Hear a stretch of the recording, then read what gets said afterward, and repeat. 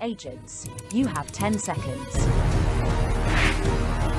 10, 9, 8, 7, 6, 5, 4, 3, 2, 1, 0.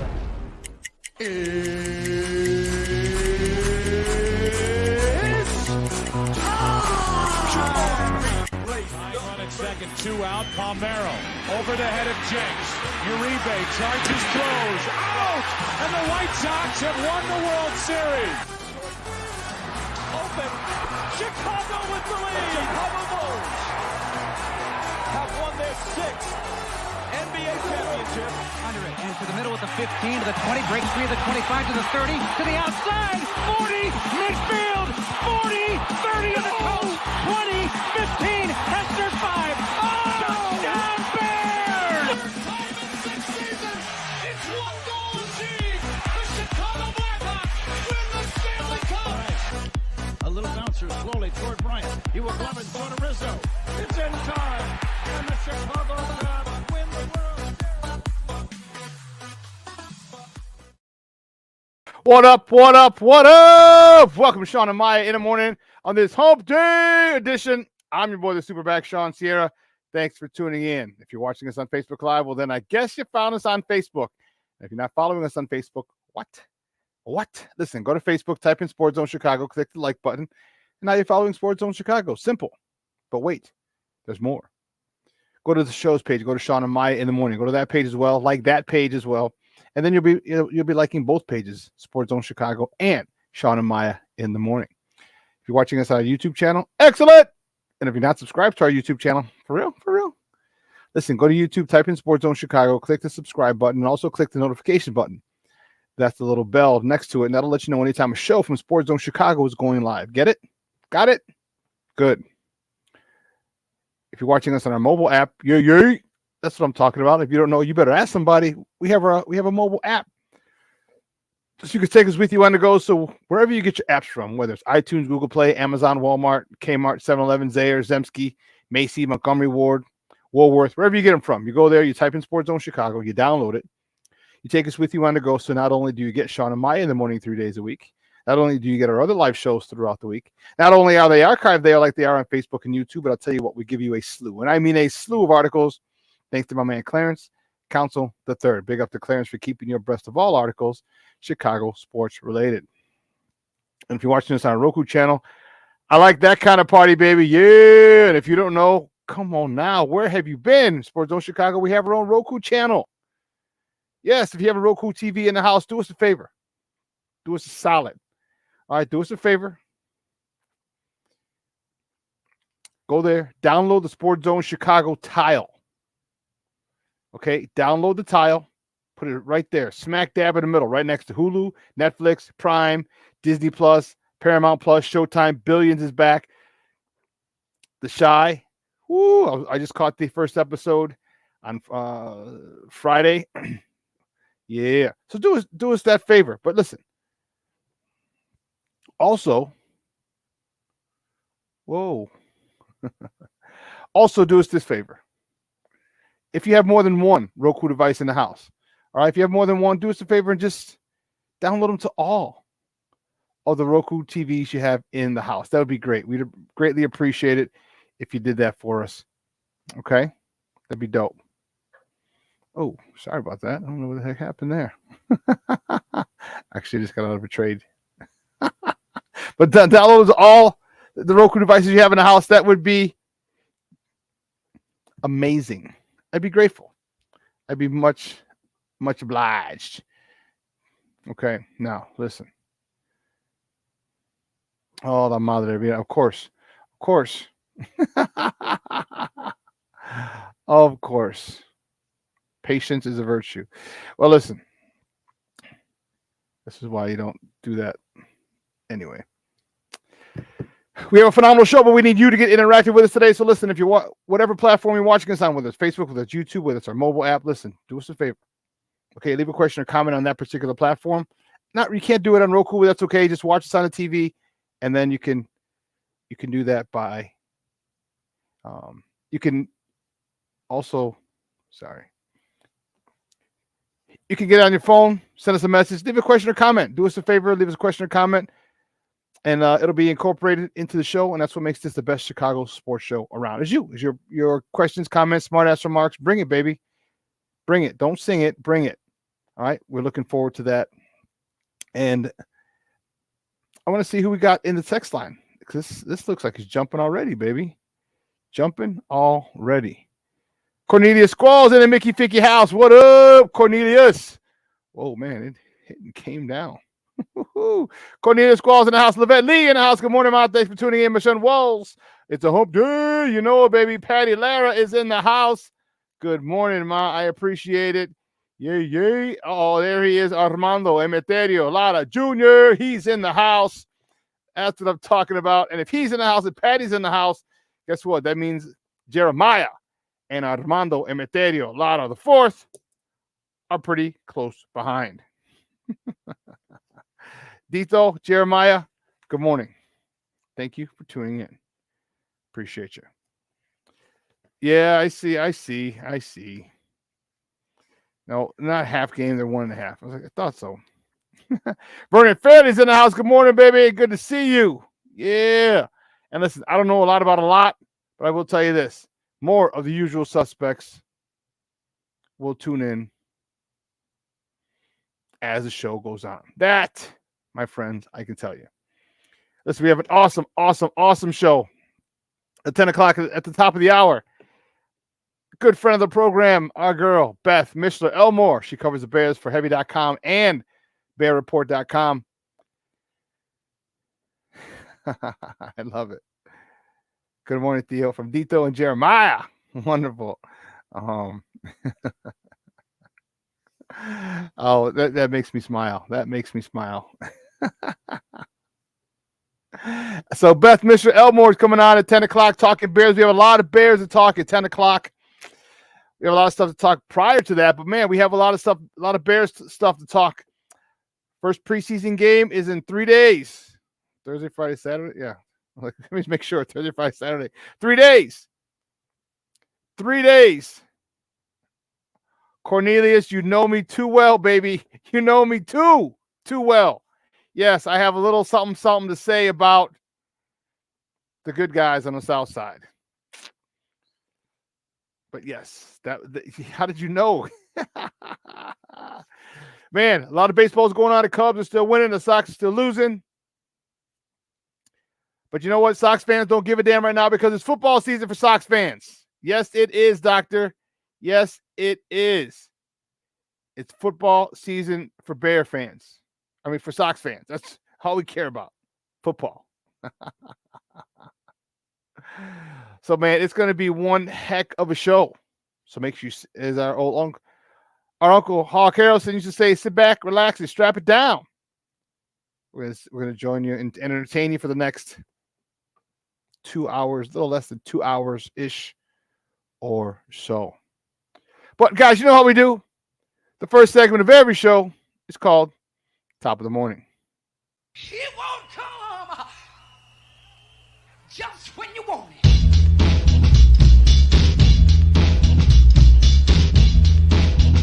Top of the morning to you. Top of the morning to you. Top of the morning to you. Yes, let's see. Where are we going to start off? The first top of the morning topic. What are we going to do? Which way do we go? Which way do we go? Which way do we go? All right, let's do it. Let's do it. The Cubs. Big win yesterday. The Cubs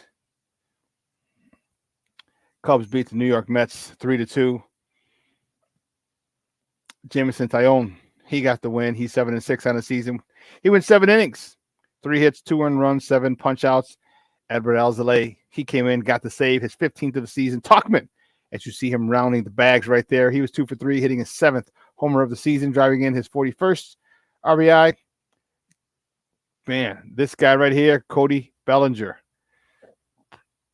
Cha-ching, cha-ching, cha-ching is all I can say for Cody Bellinger. He was 1 for 4, making that one hit pretty important. That was a home run, his 17th of the season, driving in his 56th of the year. Yeah, and Gomes was 2 for 4 with a double, his 12th, driving in his 44th of the year.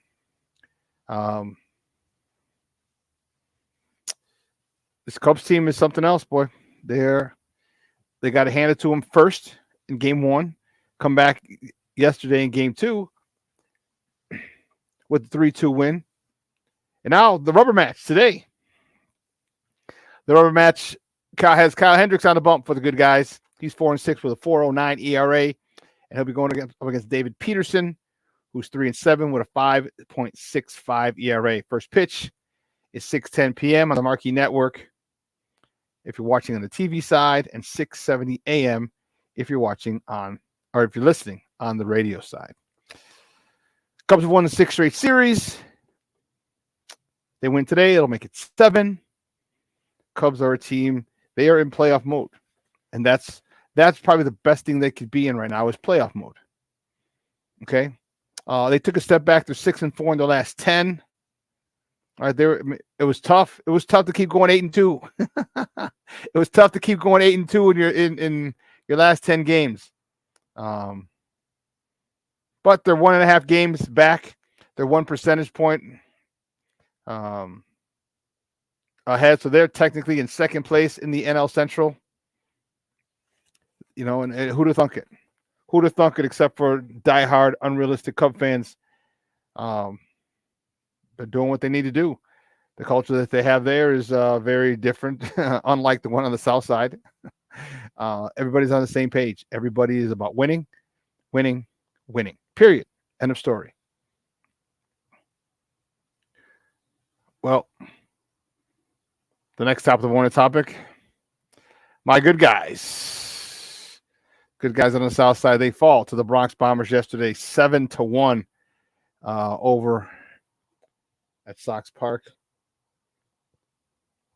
Let me tell you, there are tons of Yankee fans. There's a lot of Yankee fans here in Chicago, so there were tons. You heard a very faint crowd. You heard the faint sounds of "Let's Go Yankees." But dude, they were doing it. Judge with a big homer. I mean, it was out of control. Out of control. You know, Tuki Toussaint, he got the loss. He's 1 for 5, 5 innings pitched, 6 hits, 4 earned runs, 5 walks. You can't walk people, dude. You just can't do it. Although he punched out 9 people. Luis Robert Jr., you see him in this picture here. He was 1 for 4, hitting his 31st home run of the season, driving in his 65th. Eloy Jimenez was 2 for 4. Yo-Yo, my man, was 1 for 3. My man who likes to skip meetings. And Andrew Benintendi, he was 1 for 4 as well. They go for the rubber match tonight. So both teams win. We will take this series, the New York series, the first and second city series. So tonight, game 3, the rubber match. On the South Side, Mike Clevenger goes for the White Sox. He's 4-5 with a 3.72 ERA, and to be determined for the Yankees. They have not decided yet who it is that they are going to have on the bump. You know, if you're watching, first pitch 7:10 p.m. That's on NBC Sports Chicago. If you're watching it, and if you're listening to it, it is on 1000 AM, the flagship station.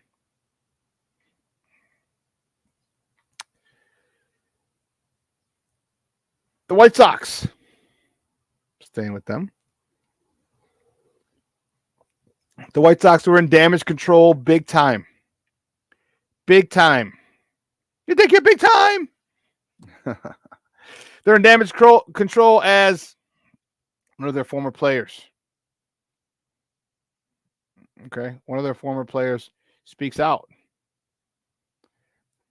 All right. And his team's in town. Kenyon Middleton, who was just traded to the Yankees from the White Sox, he ripped the White Sox, saying there were no rules. The White Sox were no rules, had a no rules culture. Rookies were sleeping in the bullpen. And he said the second he found out he was traded, he shaved his face. He said, I was ready to play by their rules because all I want to do is win games. All right. Jesse Rogers reported. Had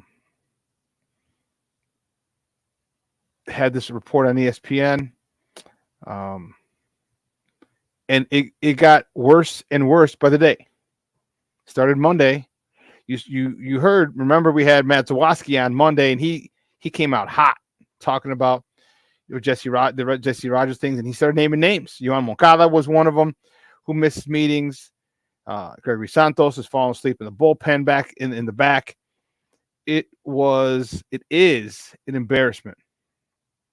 It is a complete and utter embarrassment. And it continued to get worse. It continued to get worse.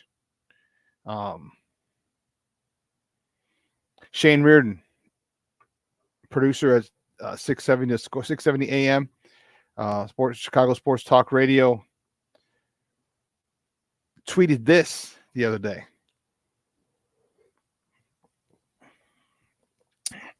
He said he was in a physical. He saw a physical altercation in the clubhouse. He said Grandal wasn't in the lineup the day before the All-Star break. He wanted to just leave early. He made it very clear. Basically, paraphrasing TA, he said, "Fuck him. If he doesn't want to be here, I'll pay for his flight." And allegedly, according to Shane Reardon, Grandal walked over to the tub the TA was sitting in and slapped him across the face. Both sides, all parties. The White Sox have denied it. Grandal has denied it. I don't know if Shane was actually in there, because his was talking. He was talking about 6:70 AM the other day, but I wasn't sure if he was. I didn't listen to it. But I wasn't sure if he was in there or is this what he heard. So, I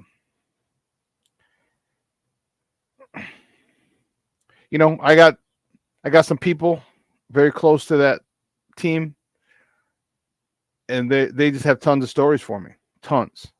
They had heard about this. They said they had heard about the slap. I don't know. And what was really funny is that, I shouldn't say funny. What was interesting was that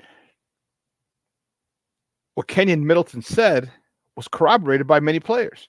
Lance Lynn on AJ Pierzynski's podcast the other day, he said, he goes, I'm not going to say, he goes, all I'm going to say is, here's what Kenyon Middleton got wrong. So, everybody's waiting. He said, and when he told you, he's about to tell us what everything what Kenyon Middleton said that was mistaken, and he clammed up. So in other words, nothing that Kenyon Middleton said was wrong. Kenyon Middleton, you saw that when let me put this back up. Okay. Look at the second paragraph. He said, the second I found out I was traded, I shaved my face. He hadn't even gotten to New York yet. And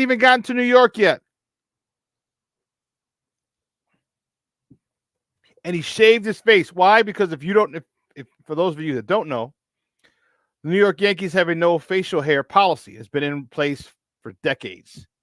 The most you can have is a mustache. No beard, no goatee, nothing. Okay. And it has to be done. You will not play. That is one of their rules. That's part of their culture. This guy wasn't even in New York. As soon as he found out, he did that. Why? Because that culture is so strong. That it traveled across the country, halfway across the country where he was at when he found out he was traded, and he shaved his face immediately.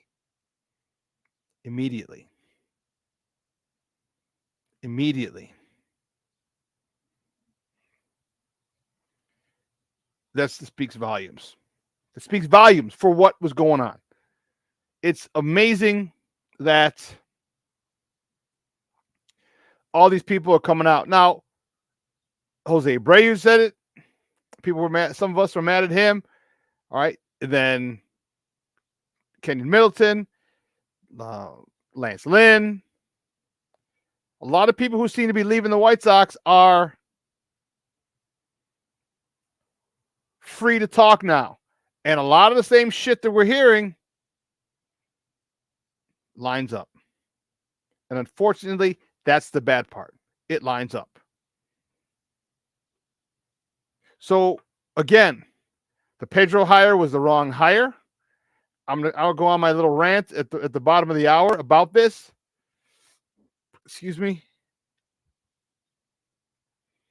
This is, I'll tell you about the White Sox season. Thank God the Bears have a preseason game on Saturday. So that's the best thing I can say about the White Sox right now.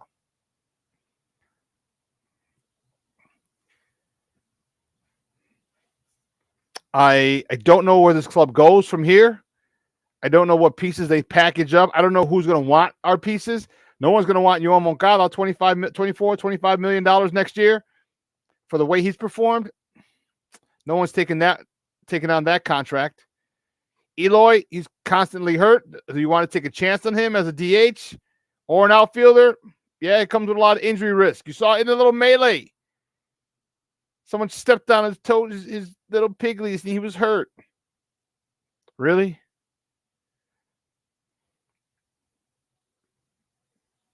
You know, I said it. We talked about it on Monday with Matt, and hopefully. So I haven't heard that Tim's going to appeal the suspension. So if he doesn't, he's got 6 games. Jose Ramirez has 3. I would be okay with sitting Tim the rest of the year. I would, because as we talked about on Monday, this is bigger than baseball for Tim. Much bigger than baseball, because Tim has made himself and the White Sox stock of Major League Baseball. The laughing stock, unequivocally, the laughing stock of Major League Baseball. You know, Tim Anderson should be remembered for his walk-off homers, his bat flips. He's going to be remembered for down goes Anderson. Down goes Anderson. It doesn't matter how many more 300, how many times he hits, how many more seasons he hits for 300, how many more All-Star teams he makes.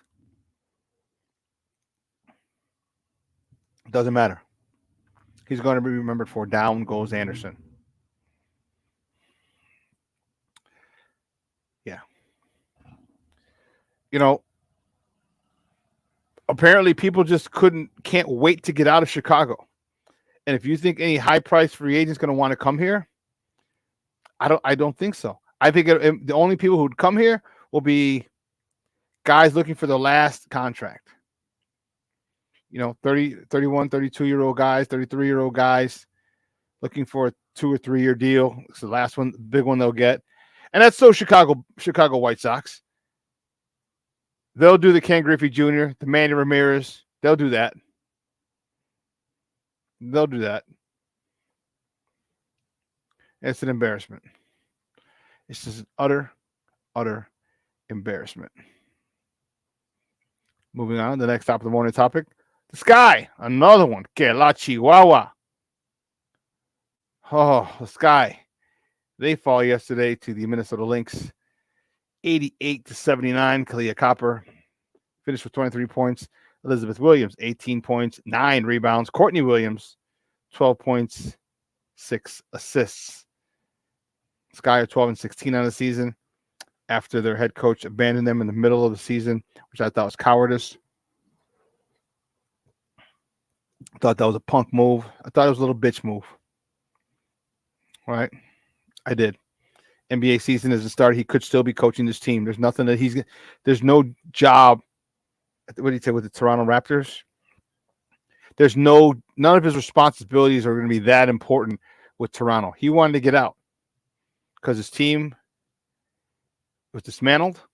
4 of the 5 starters left. It was going to be a rebuilding season, and he didn't want to rebuild. Well, if you didn't want to rebuild, you shouldn't have left in the middle of the season. I think that was a punk move. And the people that were there, you hung them out to dry. You hung them out to dry. your players, your Kalia Coppers, all right, your Dana Evans, some of the returning players. I just thought it was a bad move. I just thought it was a piss poor move on his part. I didn't respect it. I thought, again, ride it out. Ride it out. You knew this was going to be the situation. You knew it. They had all talked about not coming back. Candace Parker didn't re-sign. So the writing was on the wall. You knew what was going to happen. So if you didn't want this team, you should have given it up and let someone who really wanted this team coach this team. Let them look for a general manager. Let them look for a coach. You go about your merry way in the offseason. But no, I thought it was a very, very tacky way to leave. That's just me. I could be wrong, but I'm probably not. Probably not. It's just a shame. These girls, just 2 years ago, they won their first 2.5 years ago, they won their first WNBA title. How awesome was it here? Candace Parker, 2 seasons ago, since her first one's on. Yeah, 2 seasons ago. Comes back home, wins a WNBA championship for Chicago.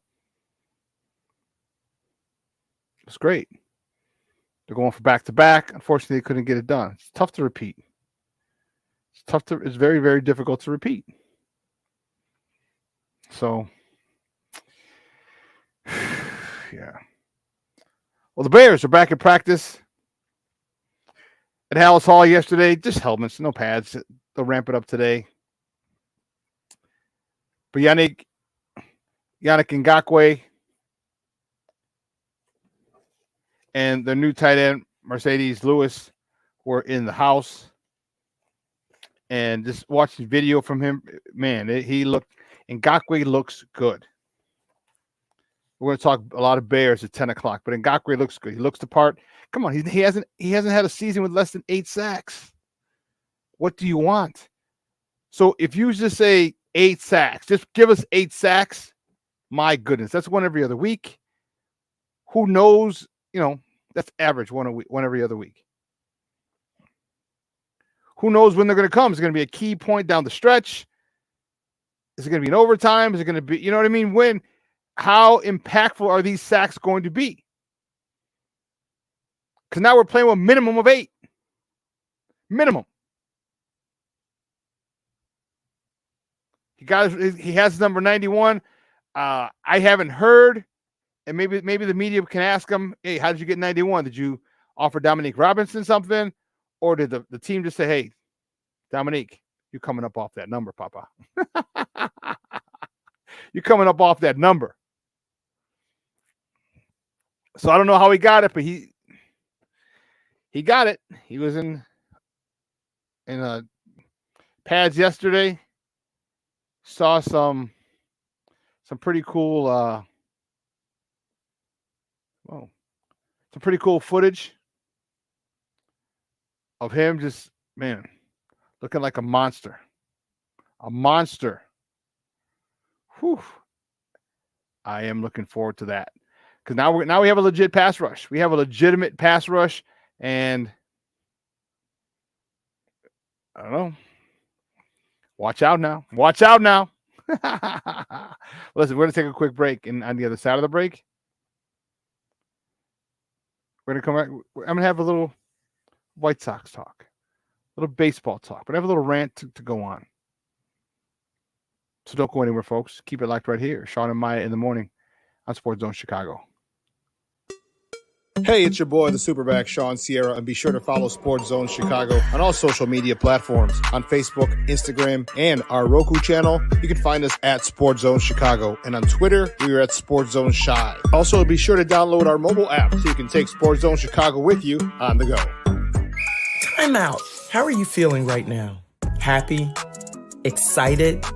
Angry? Overwhelmed?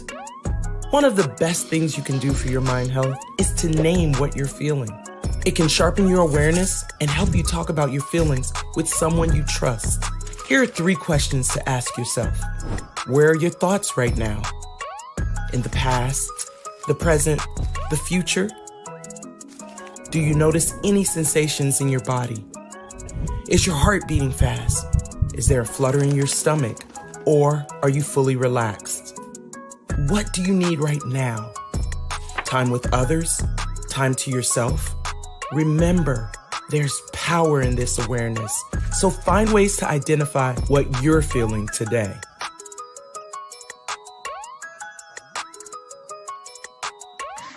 Hi, guys. Hey. Hi, Megan. Hey, Jessica. Megan, you're a tramp. Ryan Fitch told me you guys made out. Everybody knows. He said your breath smells like garbage. And he almost puked. He says you're the most desperate girl he knows, besides your mom. How many boyfriends does she have anyway? Lots? Your makeup makes you look like a clown.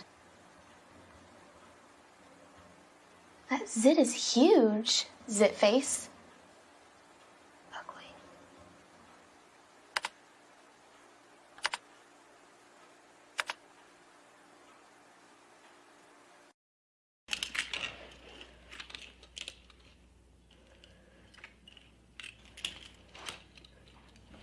Hey, bud, what you doing? I'm playing with cars.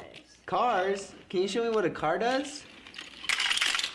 Whoa, whoa, whoa, whoa, whoa. Hold on a second. First of all, this is a school zone. So you need to put down your cell phone, stop texting, and let's get to driving. Now you're coming up to a stop sign, right? You need to slow down and stop before you hit that Y line. I want you to look left, right, left. You don't want to get hit by a car going on your left and to your right to make sure you don't get sideswiped by a guy coming from your right. You're coming, and you see a crosswalk. You better slow your horses down because the #1 rule of driving is always yield to pedestrians. Now stop, pull over, and you are done driving. Gosh, what do they teach you kids in school nowadays?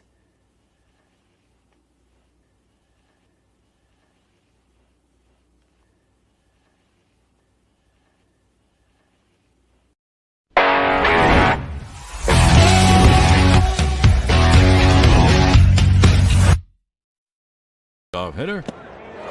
Right in the zone for strike 3. Tukey Toussaint takes care of Bowers. With a man on first. And he struck him out. High fastball above the zone. Here is Giancarlo. Strike 3, Tukey Toussaint. Here's Gleyber Torres. And a throw to first. Bowers is caught up. Ball's waiting for him. Revillard. The Fourth. And here is Luis Roberts who lead it off. Oh boy. In the air left field. McKinney back. It is gone. Luis Robert Jr. starts the Sox scoring tonight. The line drive out of here to left. Welcome back to Shawn and Maya in the morning on Sports Zone Chicago. Those clips courtesy of NBC Sports Chicago. That was Lou Bob. The highlights of the lowlights of the good guys, and that was Lou Bob with his 31st homer of the season. Looking good, baby, looking good. I love it. I love it. I love it. I love it. Unfortunately, his teammates haven't played as well. Lou Bob's having a phenomenal season, 30 homers, 31 homers. Dude's on fire. You know, my White Sox have been an utter embarrassment, and it's been frustrating to watch, to say the least. You know, more and more as the days go by, I'm reminded of how bad the hire for Pedro Grifol is. Okay. Ozzy talked about it yesterday. And I was thinking the same thing. I've been through regime changes, culture changes. Okay. In college. After my junior year, we went 11-0. We finished number 3 in the country in 1AA. My head coach left and went to the University of Maryland. We got a new head coach, a new coaching staff, Peter Voss. He's actually a Holy Cross alum, but he was just a jagbag. He had come from Notre Dame, and believe you me, he told us that every chance he could. I called the Sugar Bowl where Jerome Bettis went crazy. Like, okay, great. I don't know if he wanted a cookie or whatever the hell his problem was, but nonetheless. Then when I was with the Chargers, and Mike Herman came in, and there's a way that things need to be done. On NBC Sports Chicago yesterday, this is a Pedro Grifol, and Ozzy has something to say about it, and I'm going to build on this. Check this out. The leaders I thought we had in there weren't leaders. So we took a step back, we regrouped, and here we are. I got to say something very quick. Yeah. I don't have the most time. I hope the person can say. If Pedro know what kind of people he have in spring training, he should be aware what's going on. He should know, like, we got this problem. Why you keep protecting players? Why you keep protecting, like, we're good, we're family, we continue to work? That's what's my problem with Pedro. I don't have a problem with Pedro at all. I think he's a good baseball man, but in the meanwhile, that will teach him what's going on with that leader. You don't need leaders in the clubhouse. You the lead, and those leaders will lead you. My English is good? Your leaders will lead you. No, you the leader. Yeah. And the leaders, they're going to lead you after you. If you are the leader, what I say, you follow me. Okay, well, you guys had a bunch of leaders that they could go to, proven major leaguers. Yes. Tim Raines, Harold Baines, they had guys like that, Harold Baines. Joey Cora, Greg Walker. Right, Greg Walker. So, but, it's very easy for me to say this, but this team, to fix all this, if they had position players who were leaders, because it seems like there's pitchers were doing one thing, and the position players don't have that leadership mentality that's going to police the clubhouse. That would make your job a lot easier. And I would talk to Jermaine Bauer at one point. He said, you know what, I didn't want to bother with Ozzie. I can just go to the other coaches because I respected them. You know why? What? I told my coaches, I say, you take care of your problems. Yeah. If you can't, I'm here. Those clips courtesy of NBC Sports Chicago. That was the post-game show. And let me build off of what Ozzie said. Ozzie created a culture. You heard him say it. He said Jermaine Dye didn't even bother with Ozzie. He never took it to Ozzie because he took it to his coaches. Okay? Being part of a couple of regime changes. Okay? Being part of a couple of involved in a couple of regime changes as a player, there's one thing that I know. If you want to establish culture, you establish culture. Okay? Pedro Grifol has not established culture. Because if he did, there would have been some fighting. There would have been some resistance initially. But the thing is, you stay consistent with it. So, look at the Cubs. David Ross gets over there. He instills his type of culture. Your rules, your everything the way you want it is hammered home. So now, you instill that into your coaches. They instill that into your players. What Pedro Grifol needed to do is say, I want this, this, and this. And if they're not hustling, I'm talking to you. You're going to have the issue. So now the coaches underneath him, his assistant coaches, are on him. When the football coaches came in, man, those assistant coaches were on it. Why? Because the head coach was on them. The head coach is on them. You know what they say? Shit rolls downhill, right? Well, if it starts with the head coach and he has the culture, this is what he wants. He wants upbeat. He wants hustle. He wants going to first. He wants everything he wants. He hammers home. He's yelling in the background. The coaches are yelling to the players and getting on the players, and the players get the message. You don't wait. You don't say, well, what Pedro Grifol said, he wanted to assess the situation. You don't assess the situation. You were with Kansas City. You saw the situation from the Kansas City side. You said the Sox are going to screw themselves up. The Sox are going to do something stupid. The Sox they're going to lose the game. That what he told us? Isn't that what Pedro told us? We just knew. All we had to do, look at them. Oh, okay, today they're going to play tough. Today? Nope, not so tough. Oh, good. We got an easy win. The intensity was evident. You saw that. He saw it.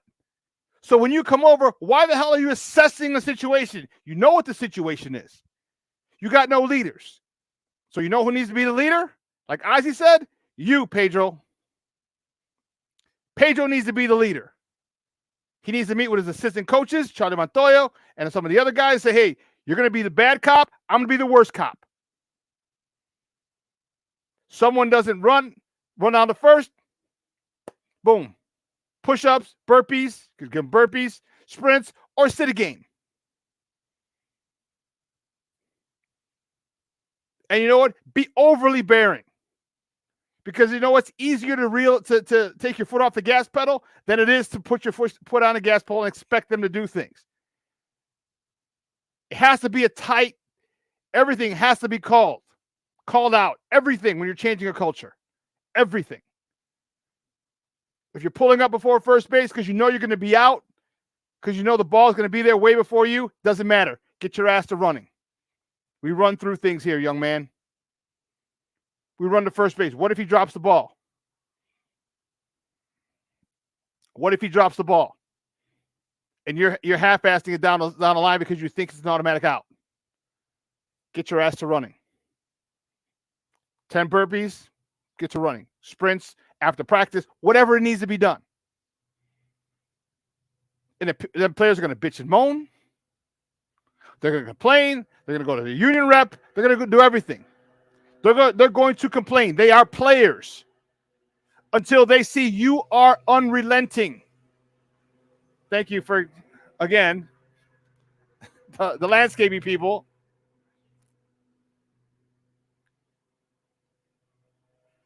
Thank you for,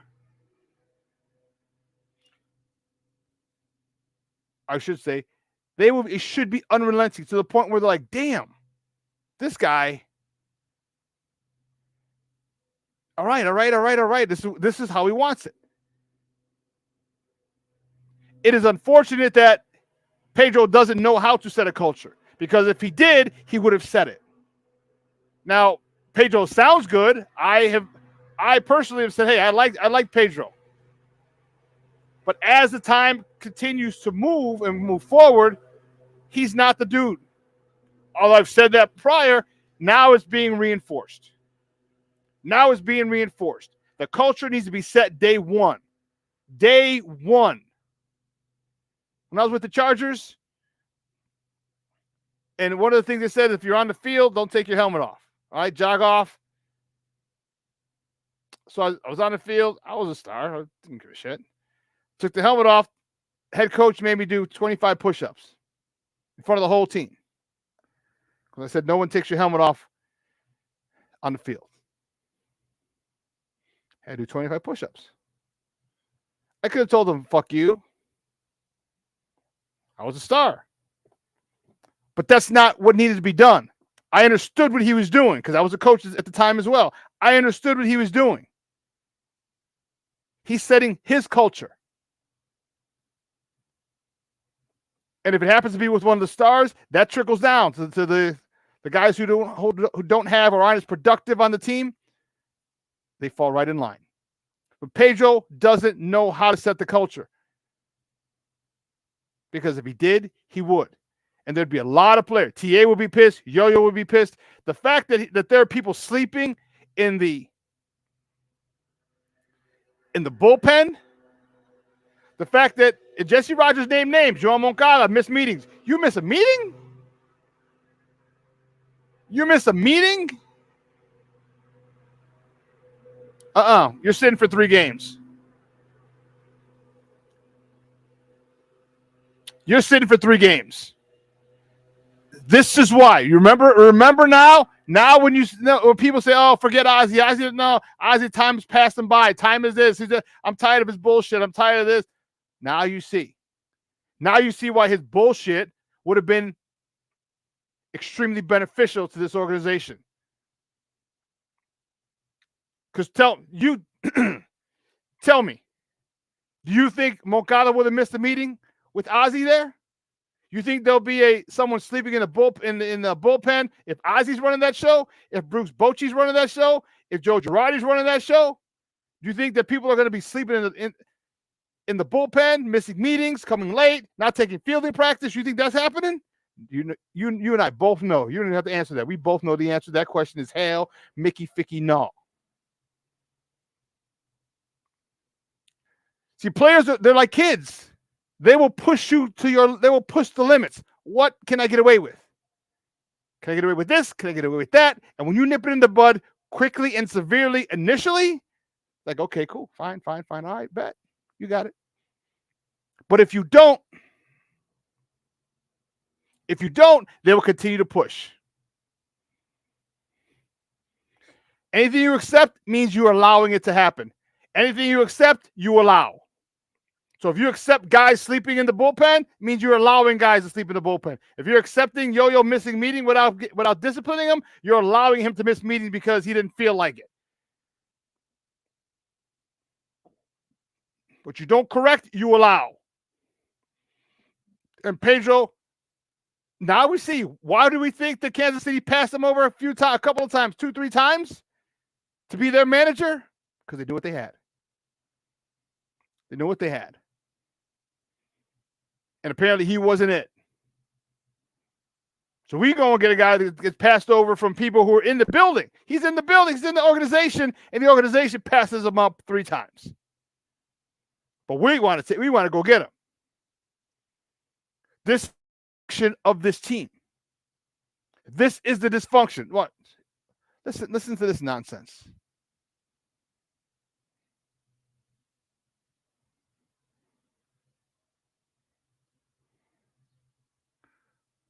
Play. Thank you. Time I realized that the leaders I thought we had in there weren't leaders. So we took a step back, we regrouped, and here we are. But when I came in here, I had 2 rules: whatever we do in the clubhouse stays in the clubhouse. Make sure you're on time, okay? And the other one that I talked about was respect. So actually 3. And I said, as far as rules, anything that happens that you feel like you're fracturing our culture, okay, that's a rule. Don't fracture our culture. So I left it kind of open. Was it a mistake or not?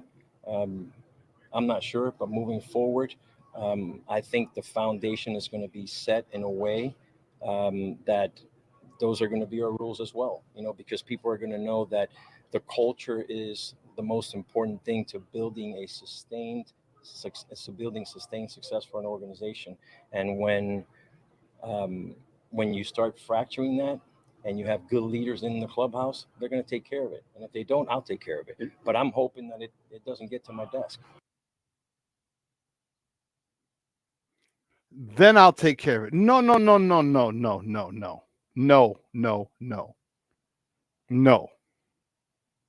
Hell, Mickey Ficky, no. My issue with that is he knew exactly how the White Sox were as a member of the Kansas City Royals. Remember, he talked about that? He knew exactly how they were. So when you come over, you need to nip that in the bud. You need to get these guys together and you need to tell them. And whether he did or not, I don't know. But he needs to tell them, look, we could tell your body language sucked. We could tell what kind of day you were having. Louis Robert, when you came out and you didn't do well, we knew you were going to suck. You're going to have a crap day. Yohan Moncada, same thing. Eloy, same thing. Guess what? That's just not flying here anymore. You're coming out every day ready to go. And if you don't, you're going to be on the bench next to me. And if you don't like it, you know what? Talk to Rick Hahn. See if we can get you out of here. You need to put people on Front Street. They need to understand immediately that something is changing. Immediately. And he didn't do that. I'm telling you, when a football coach, when there's a new regime, man, they do everything. Everything is completely different. Everything's a beat there in your face. They want to establish their culture. Pedro didn't want to establish culture. He's like, well, we're going to see, and I hope it doesn't get to that. And we thought they were leaders. Now you don't find who's a leader. You lead the team, and you'll find who the leaders are. Your leaders, like Ozzy said, will be following you. Your leaders will be following you because a great leader doesn't create followers. A great leader creates great leaders. That's what a great leader creates. More great leaders. So this is, again, the wrong hire. And unfortunately for him, he's got to go. But unfortunately for the Sox fans, I don't think he's going anywhere. I don't think Rick Hahn's going anywhere. Because if Rick Hahn had the balls, he would say, you know what? I made the wrong hire.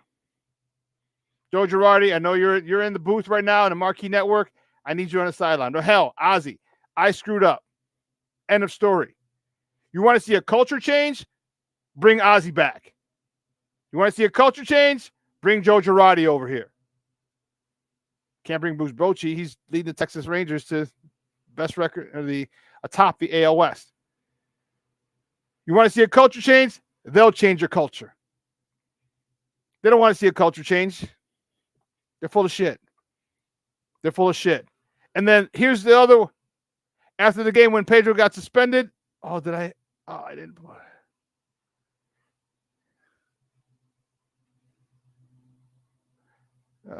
Shoot. No, I didn't. I thought I downloaded it. Here. They bring out this guy to talk after the media, after the game. And his first the Mike Tozar to talk after the game. What? Who the fuck is this? Who is this? Who is this guy that you have talking to the media? You don't have Charlie Montoya, the bench coach, who's a former major league manager. You don't have anybody else. You get this guy? No one knows who the hell this guy is. But this is the type of bullshit that they put because they can't ask him about. He don't know. He's one of the assistant coaches. You don't want to. No one wants to hear from him. Nobody. No one knows who the guy. His name. But that's such a White Sox thing to do. That is such a White Sox thing to do. And we talked on Monday, Mazawoski and I. If you're watching, I wonder. I'm anxious to see. Are they going to have Sox Fest in 24? Because they were mad last year. They canceled it last year like the freaking cowards that they are. They canceled it last year because they didn't want to deal with the venom that Sox fans had, with the vitriol that Sox fans had. Well, okay, we'll cancel it this year. Hopefully the team does well, and it'll all be forgotten. No. First of all, even if the team wasn't doing well, we wouldn't have forgotten it. But it would have been easier for you to say, hey, we're not focused on last year. We're focused on moving forward. That's what they're going to say. That bullshit. I'd rather not talk about things in the past. I'd rather look forward to where we're going. So now, where are you going? Now they're stuck. Because now, where are you going? Are you going to keep this guy? Are you going to keep this manager who is clearly in over his head, who clearly doesn't know how to set a culture, who clearly doesn't know how to discipline players and hold them accountable? Because when these stories came out and then they're corroborated by other players, Jesse Rogers corroborated it with other players. Come on now, don't look me in the eye, piss on my shoes, and tell me it's raining. He don't know shit about creating a culture. He sounds like he does. He sounds good. He says all the right things. We're going to kick your ass. We're going to come out here every day. We're going to fight. We're going to kick your ass. But he doesn't hold players or himself accountable. So if you thought Sox fans were pissed last year for Sox Fest, believe you me, they will be there bright and early waiting. Bright and early. When that and if they do, are they going to have the panel? See, because this is such a White Sox thing to do. They will have Sox Fest, but they won't have the panel. The panel where they have the general manager, and Rick Hahn, Kenny Williams, the president of baseball operations. Will they have that panel? I don't think they will. I don't think they will, because the questions that are going to come up from the fan. See, the media, a lot of people are scared to ask tough questions because they're going to get scared of being of having their credentials pulled. All right, that's the bottom line, especially with the Bears. But I digress. They don't ask the tough questions. Fans, they don't give a shit. They want to know. I'm paying my hard-earned money, $30 a park, $25, $30, $40 a ticket. Hot dogs are $7. Beers are $10. Nachos are $13. Churros are like $6. They're selling for $1 in the hood. $6, $7 for a churro. I'm paying all this money. I want answers. I want answers. Why this team, who has 3, maybe 4 perennial MVP candidates as far as talent-wise, can't get it together. Why? Leadership. I'll tell you a quick story. In 98, we had a good year. We were progressing. It was nice. We had, and in the offseason, when I was playing with the Chargers, the offseason from 98 to 99 was this. We got Dennis McKinnon as our offensive coordinator. Junior, you can put it in chat. How much did things change when Dennis McKinnon was our offensive coordinator? When Dennis McKinnon came in and Paul finally came back, our quarterback, because he went away. He didn't want to play because they got a kid from Purdue and whatever. He wanted to go play as shoot the bull. But he came back. How intense was Dennis? Put it in the chat. Junior, put it in the chat. Dude, he was on every throw. Wide receivers, if your route was sucked, he was in your ass. Quarterback, if the ball wasn't where it needed to be, he was in your ass. Running back, if you didn't pass pro, he was in your ass. If you missed a block, he was in your ass. If you read the wrong hole, he was in your ass. Changing the culture, accepting nothing less than excellence. Strive for perfection, but settle for excellence. Dennis McKinnon did for us. That's the year we won the national championship. Because a culture was changed. So I know about when cultures change. I've been through a few of those situations. Some for the better, far too many for the worse. But that one with Dennis McKinnon, Junior, corroborate this if you please. When Dennis McKinnon came, it was yes, sir, no, sir. Man, what could you say to a former NFL Super Bowl champ when he's coming directing your offense? You do it your way, and you're adamant about it. You're adamant about it. That's not good. That's not good enough. Do it again. That's not good enough. Do it again. Nope. You know what? Get out. Next guy, get in. That's how you change the culture.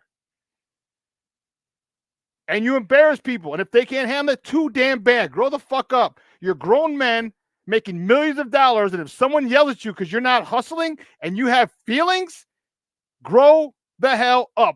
They need to drop a little. They need to drop.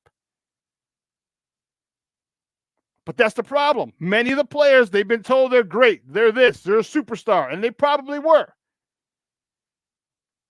Every level. And now they get here, same thing. But you know what?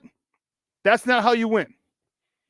You show me a team in baseball or basketball. Well, no, because LeBron runs stuff. Football, baseball, most basketball players. You show me a team that doesn't have a good coach, that doesn't hold its players accountable. And I'll tell you, this team won't win the NBA title. This team won't win the World Series. This team won't win a Super Bowl. So you don't come in and try and change the culture, assess what's going on. You come in and you change the goddamn culture. The way you want it, you get on your coaches and they get on the players. But then again, if you're the White Sox, that's not happening. It's got me fired up. We got to take a quick break because on the other side of the break, we're going to switch gears. 3 days away, baby. 3 days away, and it is here. Bears football, and I am fired up to talk to our girl, Beth, Mr. Elmore, because it's Bears. I love talking with Beth. I love talking Bears. I love talking Bears. It's going to be awesome. So don't go anywhere, folks. So keep it locked right here. Shawn and Maya in the morning on Sports Zone Chicago.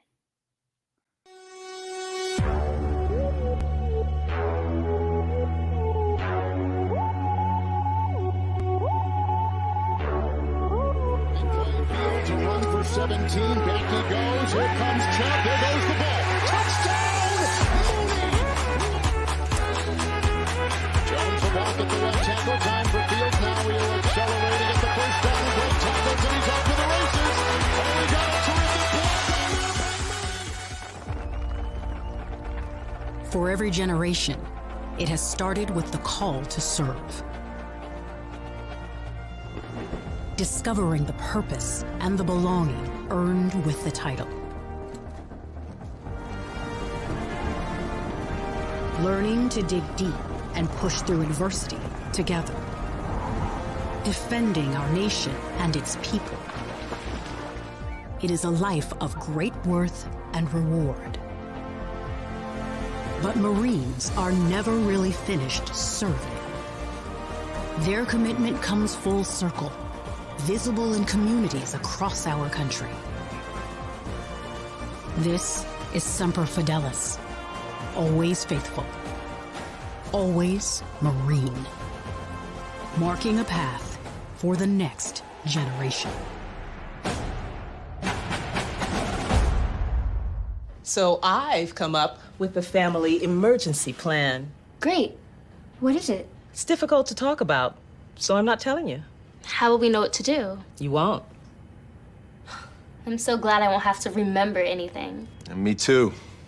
Thanks for this, sweetie. Talk to your kids about who to call, where to meet, what to pack.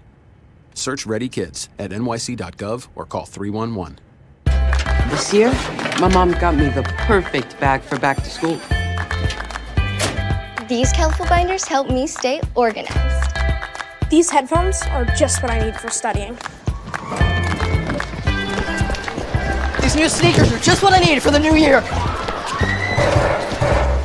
This jacket is a real must-have. My parents got me the skateboard I wanted. It's pretty cool. These scissors really come in handy in art class. These colored pencils, too. These new socks, they can be a real lifesaver.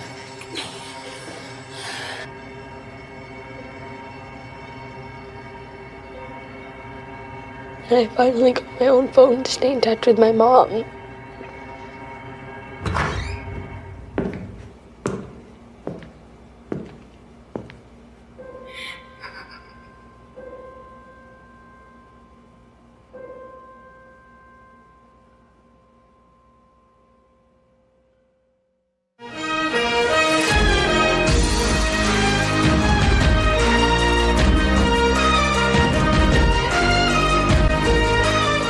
Chicago began at their 25 at the 19 of Miami, 1st and 10, and here goes Phillips chasing the quarterback. Come in again with a block and a touchdown. Big play, Fields, a run for 17. Back he goes. Here comes Chubb. There goes the ball. Touchdown, Mooney. What a Jones the block at the left tackle. Time for Fields. Now he'll accelerate to get the first down and break tackles, and he's off to the races. Oh, he got a terrific block down there by Mooney. He's in. He's got him. That's 2 points. Montgomery with Blasingame. 1st and goal. The fake and a good one to the end zone. Commit touchdown. His second today. Back to Shawn and Maya in the morning on Sports Zone Chicago. Those clips courtesy of CBS, and that got me fired the freak up. Lord have mercy. I like it. 3 days away, baby. 3 days away. 72 hours. Man, we will be tailgating. Oh, I don't know if I mentioned. I'm actually going to the game. I got a call last night. My cousin, I got a ticket for you. I'm like, what? What? Like, yeah, I got a ticket for you. How much? Don't worry about it. I got you. I'm like, that's even better. Nothing better than a Bears ticket. Only thing better than a Bears ticket is a free Bears ticket. I like it. So I'll be there Saturday, and I'll be able to give you a nice firsthand account of what I saw at the game. Next show, the following show on Monday. Well, my guest is a good friend of the program. She's been rocking with us for a minute, and I love it. She covers the Bears for Heavy.com and for BearReport.com. Guys, and you can find her on Twitter at the handle that I really love, Bear Down Beth. Guys, just welcome back to Shawn and Maya, Beth Mishler Elmore. Beth, good morning. Morning, Shawn. How's it going? Oh, things are going great. Thank you so much. Thank you so much. I'm fired up. Yeah. The whole, you caught me at the end of my culture thing for the White Sox because they suck and they don't know how to create a culture. At first, I wasn't sure if you were talking about the Sox or the Bulls. So it's one and the same. Yeah. It's fruit from the same, two different fruit from the same tree. Yeah. I might as well have been either one. Just change the names here and there. But I'm excited. The culture over here, we don't got to worry about that over here at Hallis Hall. Not at all. These guys have gotten guys. They've completed. They've done what they said they were going to do, which is crazy for us Bear fans to get a general manager who does what he says he's going to do. That kind of blows our mind. Talk to me about the competition in every position and how that has benefited this team to this point. Yeah, and it's been really interesting. This is the first camp in a long time where I'm looking across the board at the position battles going on, and the starters are pretty much solidified. But if there's a lot of folks that have been out right now, and guys are getting reps. There's guys like AJ Thomas, undrafted. He came around last year, and he's been taking some first team reps, looking pretty good. Noah Sewell, he's been looking good. Like they've been taking undrafted rookies and making something out of them. Josh Blackwell's looking all right. The depth is what's impressing to me. I think they've got really good depth for the first time, and you can see that with these position battles along the way. The defensive line has gotten so much better now that they added Yannick. That was wonderful. I think the last time we talked, I was like, please add Yannick, and they've since added him, and I think a lot of folks were in that boat. And that changes the whole dynamic, and I think makes the younger guys and the guys that are in the middle of the tiers compete even harder. And so, yeah, it's been refreshing to see, the running backs. You've got Rashawn Johnson, Khalil Herbert, Deontay Foreman. It feels loaded at the tight end room now. They got Mercedes Lewis in there, Cole Kmet, Robert Tonyan. So even if, God forbid, someone would go down, I feel a heck of a lot better about the depth this year than I did last, or in Nagy's last years. And those are comical years with that guy running the organization, and I do too, and I love it. And that's the thing we've mentioned before is the competition. Mm-hmm. All right, just look at the running back room. You got Bird is RB1, but he's fighting to keep that RB1 status. Why? Because Deontay Foreman, a guy who just had 900 yards last year, wants that RB1 status. Oh, and by the way, there's a rookie who, had he not been playing behind some super freak named Bijan Robinson, he would have been a stud. He wants playing time. So there's motivation for all of them. Wide receivers, same thing. Once DJ Moore came and pushed everybody down, like, that means less playing time for me. My 3, 4, 5 wide receivers, they got to get up. They want to move up the depth chart and get some time. I love what Ryan Poles is doing, because not only does that happen, but it also allows them to feel comfortable if someone does go down, because the competition has been pushing to get to that spot. Exactly. And I like too, they seem like a more supportive and hardworking bunch these days, don't they? They were always just kind of full of, I felt like pomp and circumstance before when Nagy was around. And since Poles has arrived, there's sort of been this very supportive undertone and kind of feel around the place. But there's also been like, you better get your ass working or you're out. And I think Eberflus kind of stresses that in his practice. Everybody who's been to practice talks about how like these are way more intense practices than they were before. And so I think that it's pretty nice having someone too that's available and accessible to the media the way Poles has been. He adds someone, he trades someone, he extends Kmet. He just appears for like 5, 8 minutes, 10 minutes, just enough to talk about it and let people know where he stands. He doesn't, become a meme hiding behind a door. That's funny. You're right. And we appreciate that, Yep. This town is Bear centric, Cubs, Sox, that divides us, but football unites us. And this is Bear centric. And when you get a guy who's putting together an organization, a team, in a way that we haven't seen before, or in a long time, maybe put it that way, probably since Finks. All right. You look at him and you want to hear what he has to say. Well, why'd you do that? And it's not necessary to criticize him. It's like, well, what were you thinking? We want to understand. What do you think? Oh, okay, that's why. His transparency has been a breath of fresh air to the media, and more importantly to the fans, because they want to hear. They want to buy, dude. They want to spend a couple $100 a ticket and go. Okay, they want to, but they want to know that it's going to be worth their while. They want to know that there's a good product down the field, and he is doing everything to this point, almost damn near flawlessly, in my opinion. Yeah, he's got this keen sort of sense of how to blend the personal and the professional elements of it. He understands, I think, the way that the fans feel, and I think he gets that, and he tries to, he's a smart business guy. He thinks about dollars and cents first and what's best for the organization, but he's also thinking about fans, the media. It's like you said, breath of fresh air, night and day, completely different. And meanwhile, down in Atlanta, they're promoting Ryan Pace. So have fun with that. Yeah, have fun with that one, guys. Salute. Justin Fields is obviously the main cog in this wheel. Mm-hmm. All right.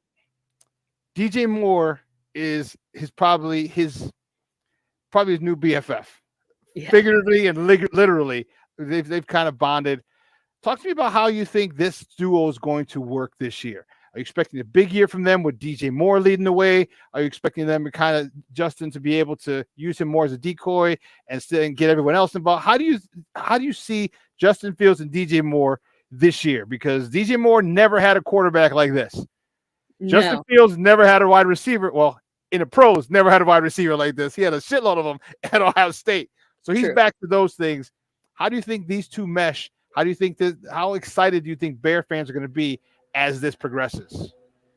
Man, I think I'm as excited as I've been in a very long time. Since Brandon Marshall was here, I think we have the best wideout since Brandon Marshall. I from everything I've seen, everything my colleagues have seen, everything I've noticed about DJ Moore, he's one of the best and more underrated wide receivers in terms of contested catches.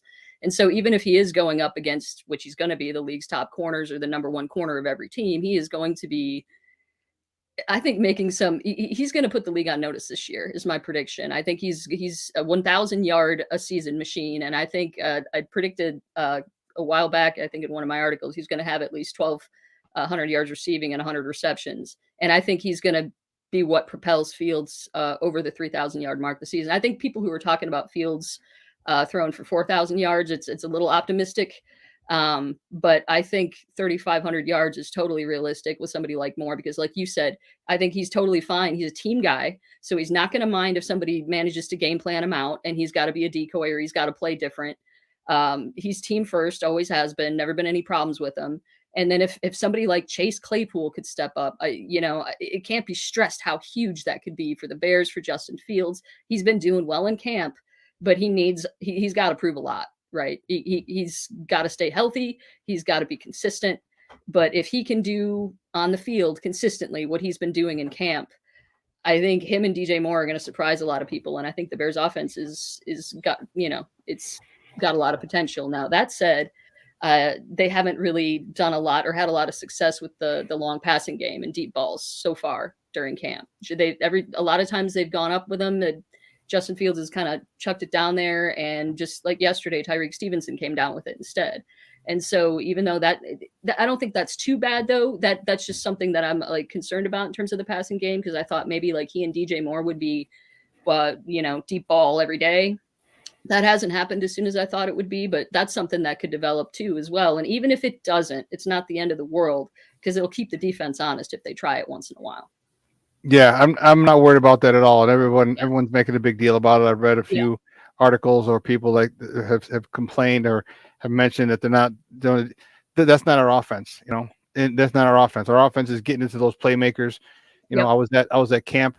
I was at camp one day a week and a half ago, and then I was at Family Fest. And the day I went to camp, DJ Moore took a slant and just took it to the house, 60 yards. All right. That's a lot of what we're going to see. All right. And because you have playmakers now, you have DJ Moore, you have now Chase Claypool says, oh, wait a minute.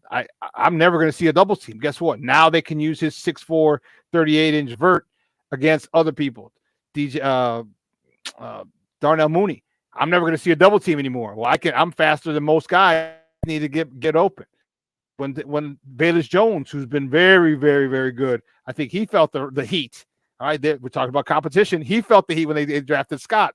He's been doing very well at camp And then Scott's one that wants to get on the field. He doesn't want to just be a special teams guy. These guys, they're ready. I think they're ready to eat because they're not going to see a double team. There's no way they're ever going to see it. And if they do, oh my goodness, I don't think any defensive coordinator is dumb enough to say, well, let's shade over Chase's way, because that DJ Moore character is pretty damn good, and that's what they got him for. That's what they got him for. And who's just saying? Give me your thoughts, but I think with these two together, he could be mentioned in the same breath as a Jamar Chase, as a Odell, well, not Odell now, a Justin Jefferson, as one of those guys, because he hasn't had that consistent quarterback right since he's been here, since he's been in the league. That's what's going to be so exciting about it. Is it seemed like it was a segment, I think, about a week and a half ago on Good Morning Football with Justin Fields and DJ Moore, and they were already finishing each other's sentences and teasing each other. And it looked and felt like, and Kyle Brandt even said this on the program, it looked like they'd known each other forever. And so that kind of chemistry and rapport, Fields has been serious. He's been working off season, been trying to, for everything everybody's saying is good about like his work ethic and what he's doing. So now it all just needs to come together. But I haven't been this excited about a wide receiver quarterback duo since like Jay Cutler got reunited with Brandon Marshall. I'm like, all right. And that played well for a season or so. Yeah, season and a half or so. It was great. Talk to me about this defense. A lot of changes. What are you most excited about? Is it the secondary who's been the strength of the defense last year, and they've really come out and even improved their stronghold on being the strength this year so far in camp? Is it the new linebackers, the two new stud linebackers that they got, or is it the influx of talent that they got at the defensive line position? What level excites you the most about the defense? I think the addition of Yannick was really maybe not the most exciting, but I think incredibly important and encouraging, right? I mean, heading up until, heading into the preseason, up until that happened, it was just kind of like, are they really not going to sign anyone else? They're not going to add anyone? Because a little depth really goes a long way there. And I think that was, I think maybe one of the more impactful signings in terms of it'll get Justin Fields more time on the field. But I think I'm personally more excited about the young duo of Brisker and Gordon. I think that they have so much potential. The athleticism oozes out every play. You can see him. Brisker has such a nose and feel for the game. He's got such great instincts. He's so fun to watch. He's gotten a little more of an attitude. I don't mean that in a bad way. He's maybe confidence. He's got more of a watch me this year attitude, and I like it. It's kind of nasty, and I like it. Yeah, it reminds me of Ronnie Lott a little bit. Some of the guys like that, you need a little bit. Gary Fensick. All the greats are the ones that I really liked anyway, growing up watching play.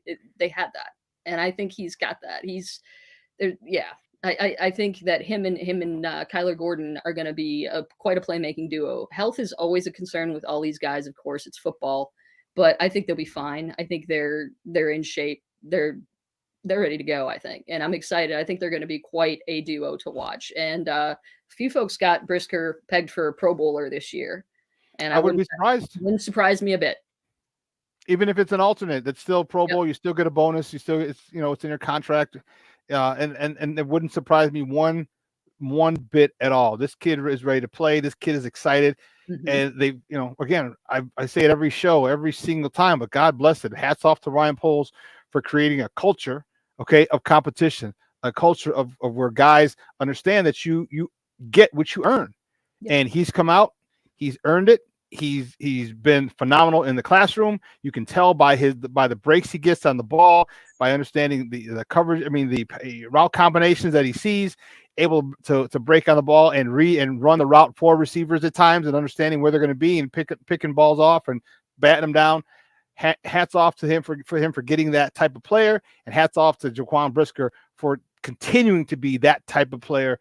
And I'm excited. I think I'm more excited. I know they're going to be good. I'm more excited about the defensive line. Javon Dexter looks like baby Huey when he finally gets it. When I was at camp, they were doing a drill. It was a one-on-one drill, and they had the guard, the center, and the guard. And the guard was just kind of being there just to show up for a landmark. They stuffed them at first, And like, those cartoons where like 15 people, 20 people pile on a guy, and all of a sudden he's like, "Jah!" and they all fly off. Yeah. That's what happened to the guard. He flew off. I was like, holy sheesh.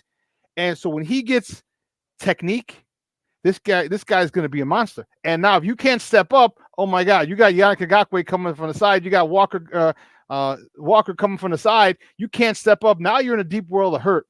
And that's the one place that quarterbacks hate pressure is up front. And this guy can provide it. And then not to mention Zach Pickens, Bell, the other little fire plug that they got. Oh goodness. Andrew Billings? Billings. There you go. Billings. Yeah. I knew it was a 2L thing. I think he's going to be a sneaky good signing for Poles too. I think that Billings is going to have a good year. And who else that I was really, really happy about was my guy, Terrell Lewis, the guy from Alabama, went to the Rams. Wow. He had a couple of nice moves, and I'm not putting him in Canton by any stretch. No. What I am doing, I'm putting him in specialty packages in third down situations. And let that dude, I think he can be for us what Mark Anderson was for us back in 2006. It's just a sack specialist, third down specialist. You ain't got to worry about the run. You got to worry. Just go get him. Go get him. Yeah, that would be awesome. I think it'll take a little bit for like Dexter and Pickens to develop. Of course, the program is a bit faster, and Dexter spoke to the media yesterday and was very candid about that. I mean, at one point he had his ass taken to the mat by I think it was Dieter Iceland or whatever. That's how you learn. He'll get better. He's got the power. He's got all the skills. He's got all the tools you want. He's got a great attitude as well. And so, yeah, I'm really excited about Dexter. I think he's going to be a beast. And even he doesn't need to be a huge, he's not going to rush a passer. He just needs to plug the middle up, stop the run. And I think he'll be just fine. I think it'll take him, about half a season to get acclimated to the speed of the game, to get used to different offenses and, the way that quarterbacks play in this league. But I'm really excited about this rookie class. I have, again, I haven't been this excited about a rookie class since Justin Fields was exciting, but this group is great. And Darnell Wright too. We haven't talked anything about Darnell Wright. He's looked, and everything I've heard about him has been impressive. I mean, he's doing wide receiver workouts. So that's awesome. Guys, we're joined by Beth Mr. Elmore, who covers the Bears for Heavy.com and also for BearReport.com, talking Bears football right here on Shawn and Maya in the morning on Sports Zone Chicago. When he said that, I was like, holy cow. For people who don't know, believe me, I never did the wide receiver workouts because they had different workouts for running backs. All right. Wide receivers and DBs have a different workout. All right. It is run, sprint. And the long distance is like, okay, we're running 200s. Dude, as a running back, ours wasn't as intense. And I was at one time, I remember one year in college when they sent us home they sent them home to us. They didn't send us home with them. So I got the off-season workout, and then they had it by position. And I looked at the wide receiver DB one. I'm like, I should do that. No, that's a lot of running, man. That's a hell of a lot of running. I'll stick with my running back workout. And the fact that he did that, he lost weight. He's trimmed down, and not power, just weight. He's lost weight. He's more svelte, so to speak. And man, this kid, I watched him. A lot more good than bad. He's going to struggle. He's a rookie. It happens. But when I saw him at camp at Hallis Hall, then when I saw him at Family Fest, I really like his technique. I like his aggression, and I like his fact that he plays. It's 4 seconds of hell, of mayhem for him. 4.5 seconds of hell, and then he's not one of those guys that keep pushing and after. He like Tevin Jenkins was last year. He'd take it to the second row in the stands, the whistle blow, and let you go and go right back and do it again. And they got this dude as a right tackle. I'm anxious to see how well he is going to break open a lot of holes for our running backs. Yeah. His style feels more like old time throwback Bears football too to me. And I got this friend who keeps like ribbing me. He's I don't even know why he cares because he's a Patriots fan. But he keeps ribbing me about Jalen Carter. You guys are Jalen Carter's looking good. The Eagles, he's looking good. And I'm like, Bears fans aren't going to care about missing out on Jalen Carter if Darnell Wright pans out and is like what we need on the offensive line. We're not going to care. and he doesn't seem to believe me, but I won't care.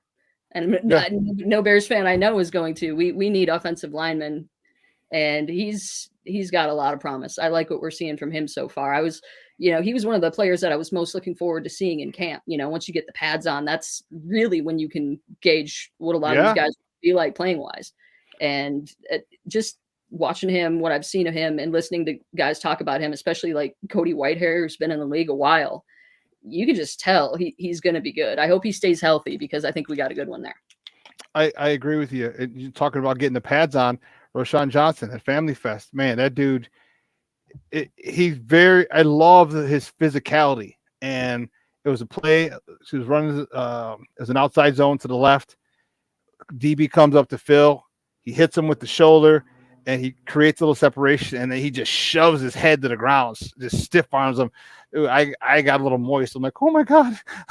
Oh, Chicago Bear football. It's going to come a time in November, December, and January where it's cold, and we're not going to be able to pass the ball as well as we want or as much as we want. And we're going to need people to do that. And for him to do that as a rookie, to have that intensity and to have the smarts and the violence, the controlled violence to do that, it got me excited. It got me so excited to see that. And I'm anxious to see him. We talked about earlier, that running back competition is going to be one for the ages. And that's the crazy part. The thing that sucks, like you got to go with 2 or 3 people to camp because you can't watch all the different matchups at one time. Okay, you watch the O-line, D-line. You watch the wide receivers, DBs. You watch the running backs, linebackers, because you can't watch all of them because there's competition every single position.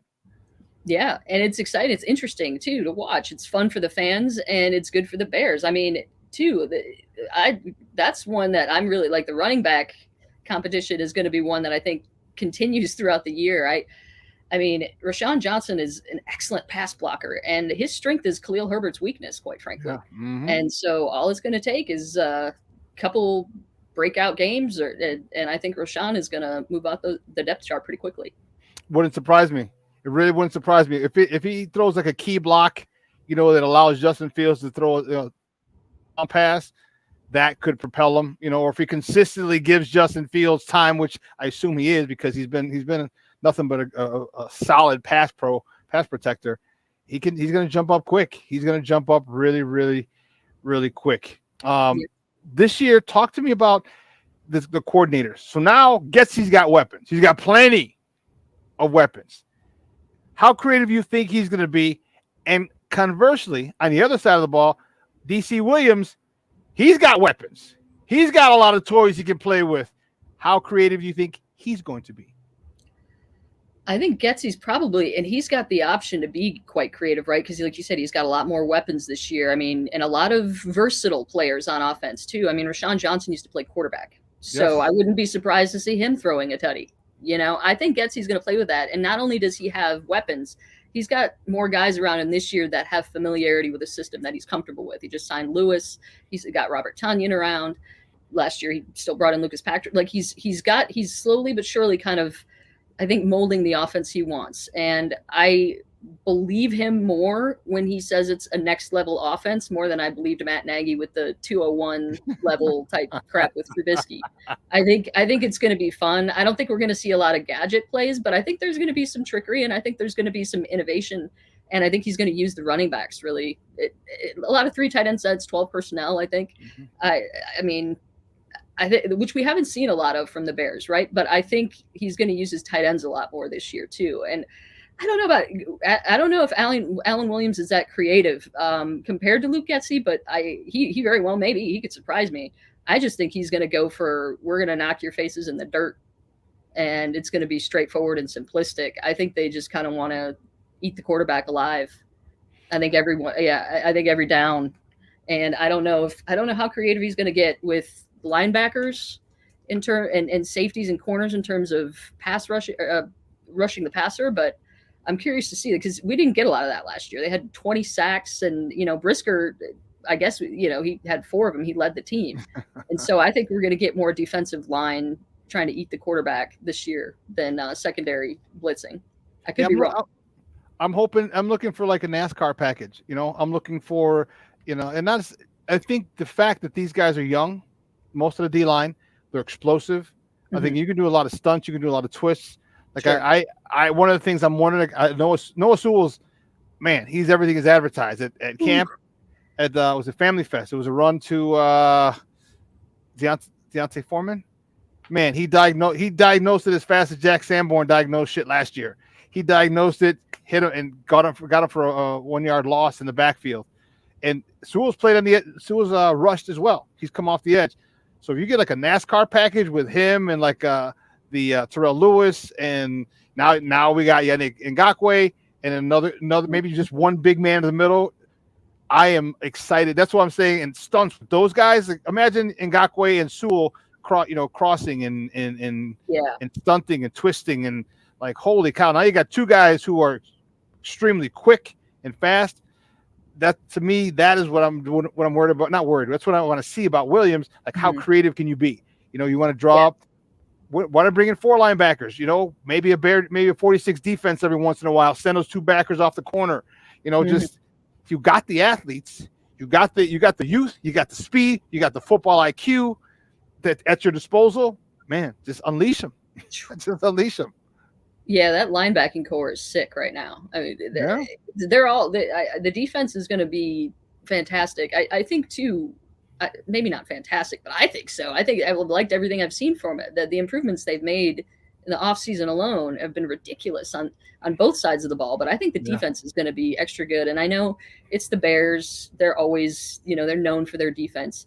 And I'm kind of too, I get it when people are like, I want them to be known for their offense now. So do I. I want them to be known for both. I want them to be badasses on both sides of the ball. Mm-hmm. Truly great teams and teams that go to the Super Bowl are 9 times out of 10 in top 5 categories, both offense and defense, or at least top 10. That's what I want. And people still they're talking, I need to see this from Justin. He hasn't shown it in this and this. I'm like, okay, listen.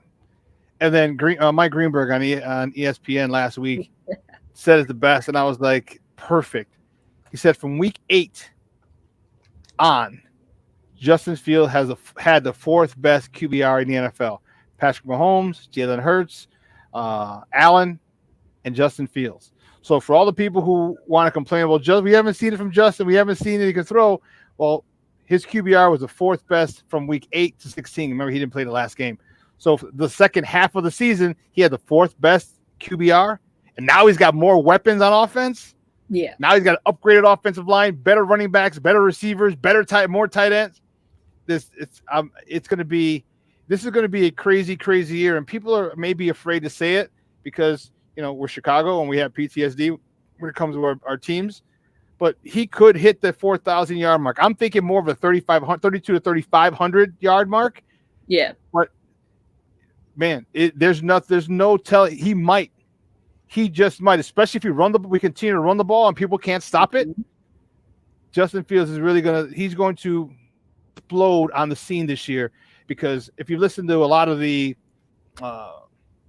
players, they're like, Justin Fields is it. Justin Fields is it. And believe me, I'll listen to a player's perspective more than I'll listen to a writer or a commentator's perspective, because listen, they're playing against this guy. They're watching film on this guy. They got to defend this guy. They got to bring this guy down. They have to try to catch this guy. Yeah, I'll listen to that. And a lot of these players are saying Justin Fields, they are nervous. Defensive coordinators are up late. They're going to be up late trying to contain this guy. You can't stop him. You can only hope to contain him. Yep. I think it was pretty telling that Justin Fields made the NFL's top 100 as voted by the players, and Trevor Lawrence, who had better stats, did not. And, Bingo. You heard it from the players. They respect it more. They've got got a game plan more for what he can do, because hardly anybody can do it. Only a handful of other folks in the league. My guy, Cornelius, I've been saying this. I've said this for at least the last 2 months. Watch week 3. They go down to Kansas City. Mm-hmm. Kansas City better be ready. I know they are the Super Bowl champs. I know they got all-world Mr. Mahomes. I know that. Watch that. Ric Flair said it best: to be the man, you got to beat the man. And you go in there, and we got a guy who's, I think, at his potential, at his highest potential. If he reaches it, he can be as good as Mahomes. But he's got to get there. He's got to get there, because we know he runs better than Mahomes. And I'm not saying Mahomes is a bad runner. He's got the arm. He's played baseball, so he understands the angles that he has, and he's thrown balls at different angles, different arm slots. So he's done the same thing. He just didn't have the success. Watch week 3. Even if they don't win it, I think they're gonna give KC a run for the money, and KC's gonna be like, oh shit, we're gonna have to watch out for these guys the next 5 years, 7 years or so.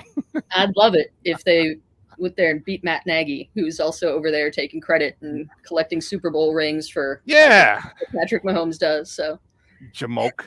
Anyway, that'd be great, man. That'd be a win against KC. That'd be like sweet. But KC too. Oh man, they got to be 2-1 at that point at least, because they got to beat the Packers week 1. That's going to be a huge start. Huge statement. I can't wait because all my Packer friends. Oh, I can't wait! Like your 30 years of dominance over us is over. Over. I hope so. I'm not gonna. I'm living in Madison, Wisconsin, and so I'm not comfortable wearing the Fields jersey to the grocery store just yet. But I've been waiting for the opportunity to do so.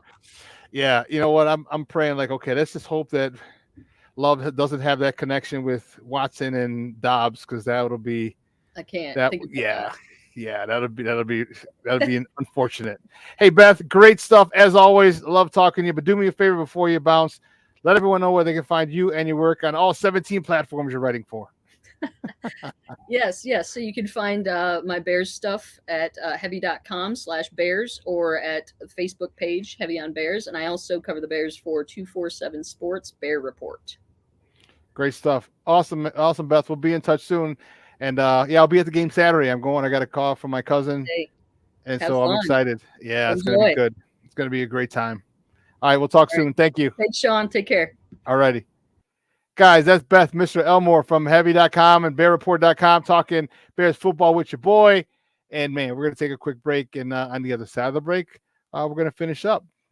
I'm excited. I am fired up. It is Wednesday, baby.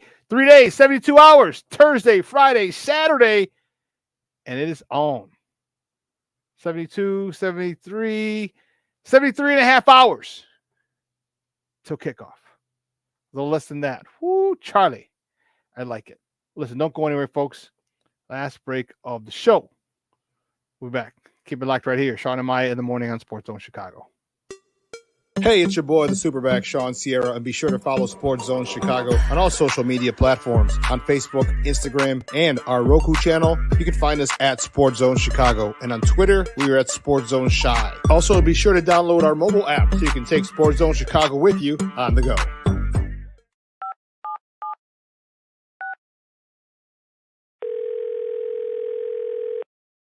Yeah, hello. I'm really not sure if this is what you all do, but I really don't have anywhere else to turn. Hi. I don't even know why I'm calling right now. I'm sorry. My thoughts are going a mile a minute. My kids are out of state. My buddies from the Army are all gone now. I'm really alone. I left the service last year. My mom just passed away a few months ago. I miss so much time with her. I keep getting calls about the bills, and I'm trying to get a job, but I feel so stuck. Okay, ma'am. I'm glad you called. Okay, sir. Let's stay on the line and walk through some things. Thanks. Okay. Thanks a lot. Thank you. We are looking for a few heroes, mentors, trailblazers, innovators. A passion to change lives, spark curiosity, open hearts, and awaken minds. Help students answer the question, who am I? This could be your calling, but this is no job. It's the journey of a lifetime. Be a hero. Be a teacher. Every day we take steps to keep the people we love safe, but some health risks are easy to miss. Ticks hiding in the yard can spread germs, like the ones that cause Lyme disease. Mice searching for food can spread bacteria that makes us sick. Mosquitoes lay eggs in standing water and can spread West Nile virus and more. Cockroaches are drawn to water in the home, leaving behind allergens that can trigger asthma attacks. Common pests can threaten our health. Learn how to protect your family at pestworld.org. Mental health and learning disorders don't discriminate. 17 million children and adolescents in the United States live with disorders like anxiety, depression, ADHD, and dyslexia. less than half get the help they need to thrive. Help the Child Mind Institute change these children's lives. Visit childmind.org.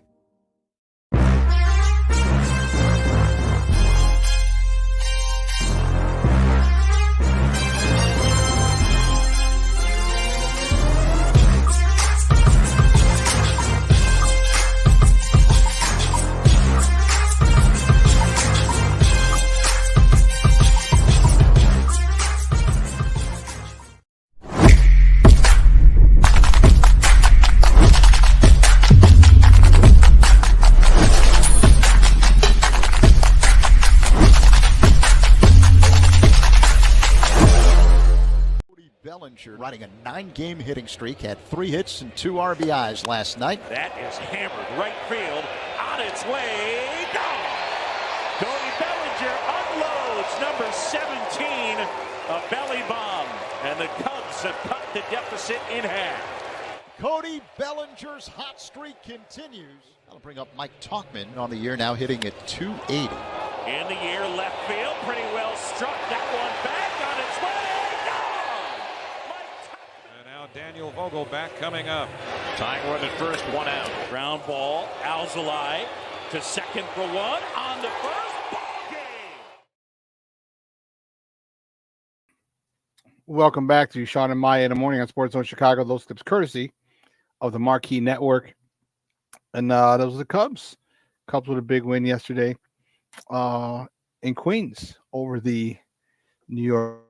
And as I said, they play tonight.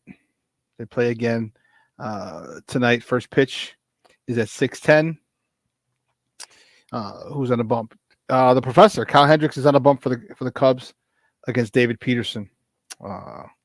So, oh, great. That's funny. Just got done with Beth Mishler Elmore she covers the Bears, or she writes for the Bears for Heavy.com, also BearReport.com as well. She's excited. I'm excited. Bears fans, you should be excited. You should. Not real quick, but another important piece of Bear news. Former Chicago Bears, Super Bowl winning Bear, Steve McMichael, was released from the hospital. Okay, he's fighting ALS in the hospital. He had sepsis. He was in intensive care for a while.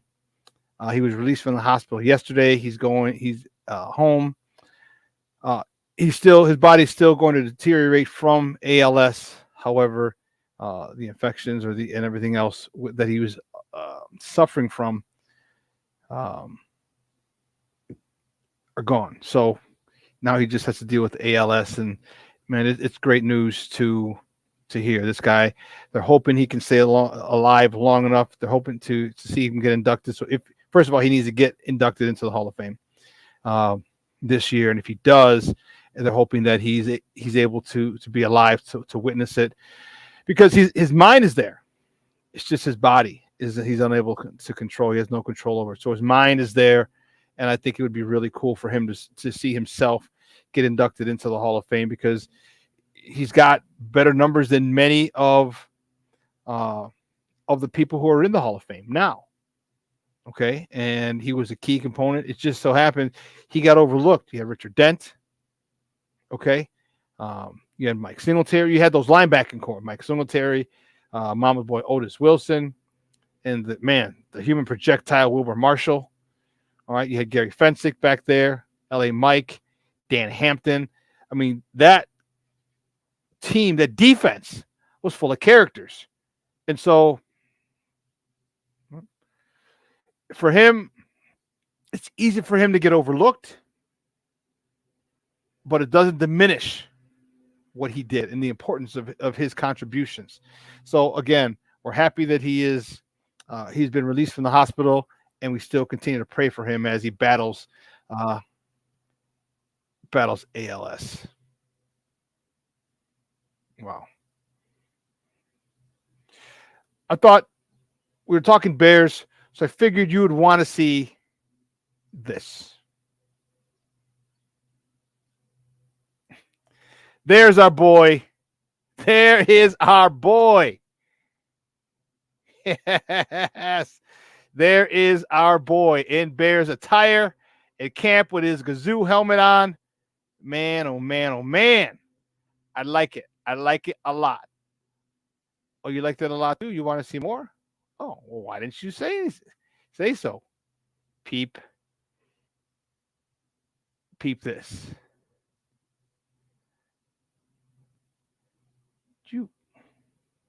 Let me make sure. Hold on.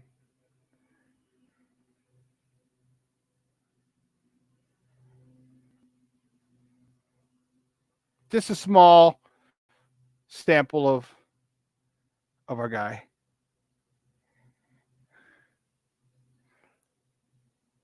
Whew. One more time. Look at the feet. Look at the feet. Let me jump stop, sprint, knock the ball out of your hand, ball on the ground. Ball.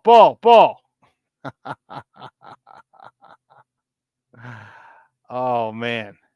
Whew. That's our guy. Got me fired up. I can't wait. Yeah, I bet you do, Junior. That's right. See, my guy Junior loved face masks. Did you have the shredder one? Did you have the shredder one in your last year or so? He loved offensive lineman face mask. He's an offensive lineman. He's a hog. And when they started going to these BS little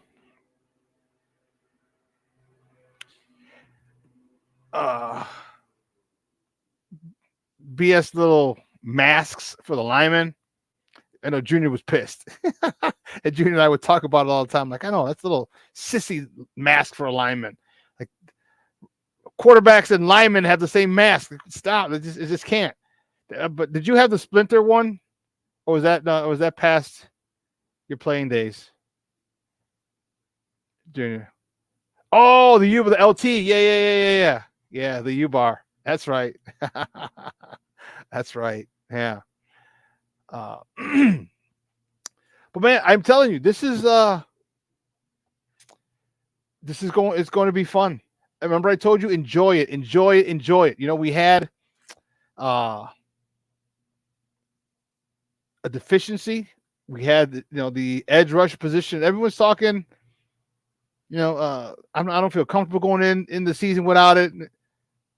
I'm like, dude, we'd be fine if we don't sign an edge rusher. And I'll tell you what, Ryan Poles wanted him. Like, Justin Houston just signed a $7 million deal. Who did he sign? The Texans? No. Justin Houston signed a $7 million deal. We gave our guy 10.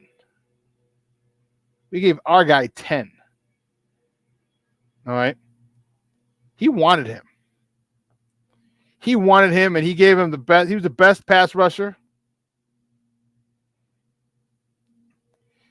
He was the best pass rusher on the market.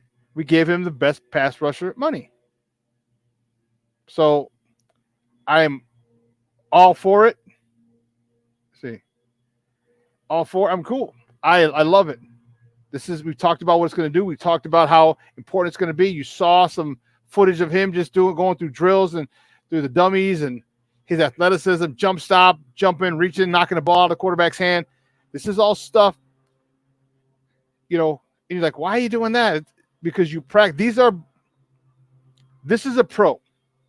This is a pro's pro. And you know that because he is practicing. He's practicing moves that he's been in game situations. Okay. Everything's not. He's not always going to have a nice run around the quarterback and spin and bend and get the court. He's going to have to. Offensive linemen are going to dive at his feet. All right. If he's getting past him, he's got to jump over him. You saw that jump stop. Boom. And then he still has to get to the quarterback because once you jump stop, oftentimes you're not going to be able to. You're not at full speed anymore because you've stopped. So he wants to continue his pressure. You see with the explosion, reaching, knocking the ball out of the coach's hand. These are positions that he puts himself in. You must put yourself in positions like this or in game time positions and practice those. Because once you get there, you'll be very comfortable with them. Because if you don't practice having to leap over a lineman as he's diving over you, when it happens, guess what? You're gonna get tumbled. You're gonna take the legs out.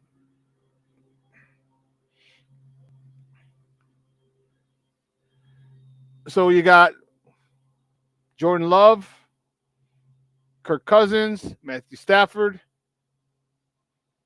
Jordan Love might be the only one who can move a little bit, but he's definitely not a running quarterback. Yeah, Ngakoue should have a very, very productive season. And I'll tell you why he's going to have a very productive season, in my opinion, is the middle of the line has been built up. The DTs, the defensive tackles, they are going to allow the edge rushers to get home because the quarterback can't step up. If we have Javon Dexter living 1 yard in the backfield, he literally has to go 4 feet. Let's make it 5. 4 to 5 feet is where he's got to go.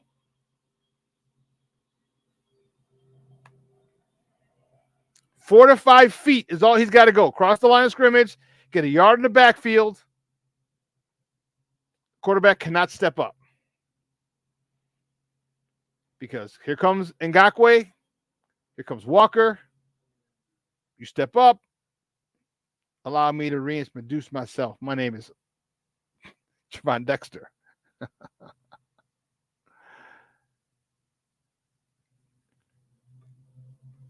I'm anxious to go see Junior. All quarterbacks do. They get nervous because there's a whole bunch of things that can go wrong. Some are more calm about it, but believe me, they're nervous.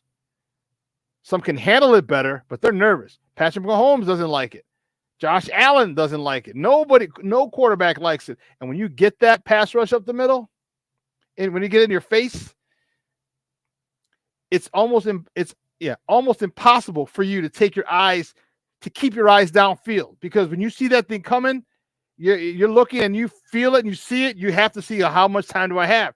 Then you got to get back upfield, your eyes back upfield, and make that throw. Because if you watch it the whole way, you're timing it. Okay, I'm going to throw it here.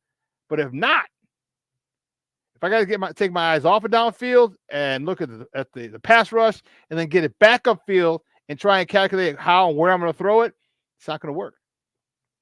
It's not going to work. It's not going to work. So I haven't talked a lot of shit yet. I just stand on 10-7 for the Bears, minimum 10-7. I understand they're going to be much better. I understand they're going to surprise a lot of people. And if you don't believe me, that's on you. That's cool. That's cool. But watch. The Cubs. Big game today in Queens. All right, we'll wrap up the show with those guys. The Cubs with a big game in Queens, as we talked about earlier today. Game time, 6:10. All right, looking for the series win, just like the White Sox. Their game's at 7:10, looking for the series win. As I said, the Professor's on the bump in New York. All right, in New York, can they get it done? They get this, it'll be their 7th straight series win. And what more can you ask for? This is what you're excited about as a manager, as a fan base. You get into a division race, and you're saying, okay, guys, we just need to win series. We got to take two out of three. Sweep if we can. And what have they done? They've won the last 6 series. If they win this today, I wouldn't be surprised if there's a sweep on the South Side again. And they swept them in Wrigley. I wouldn't be surprised. This will be 7. That could be 8. You're looking at a team that is really, really, really white hot going into the playoffs. Now, again, they're only a game and a half back. They have plenty of time. Do they play? I don't remember when they play Milwaukee again. And if they do, how many times? But that's the best way to help yourself. When you're facing the team that is ahead of you, watch out now. Watch out now. See, they got the Blue Jays, the Sox, the Royals, the Tigers, the Pirates. So they finish up the last 3 games of the season are at home against the Brewers. So if the Cubs continue their winning ways, keep winning series, those last 3 games will be it. That should decide the NL Central. They're doing well. The culture that how many times? Remember we talked about it spring training? Remember I said I wouldn't be surprised if the Cubs get in via the wild card or if they actually win the division. They are in position to go after the division. Cody Bellinger again with another belly bomb yesterday. Will the Cubs be happy to shell out $200, $300 million for him? I don't know. But if you do shell out that type of money for Cody Bellinger, that's sending a message to your fan base that you're all in. That's sending a message to your fan base that you're enough of the bullshit. You're trying to get back into the playoffs on a consistent basis. All right, you've got plenty of guys. Tauchman, you've got Morrell, you've got Dansby Swanson, and to bring Cody Bellinger back, Ian Happ, can't forget him. So to bring this guy back him to however a couple $100 million he wants, shows you are serious, shows you're trying to win, and you're just going to get rewarded with Cub fans continuing to sell out Wrigley. Rooftops will be packed, stadium will be packed, bars will be packed. It's a sign of being a big dog. All right, you want it? Go get it. You need him? All right, we'll go sign him. He wants X amount? Sign him. Great, great stuff.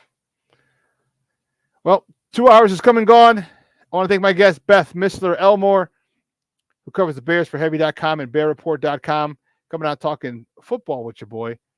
What a great, great, great conversation. If you missed it, make sure you go back and check it out.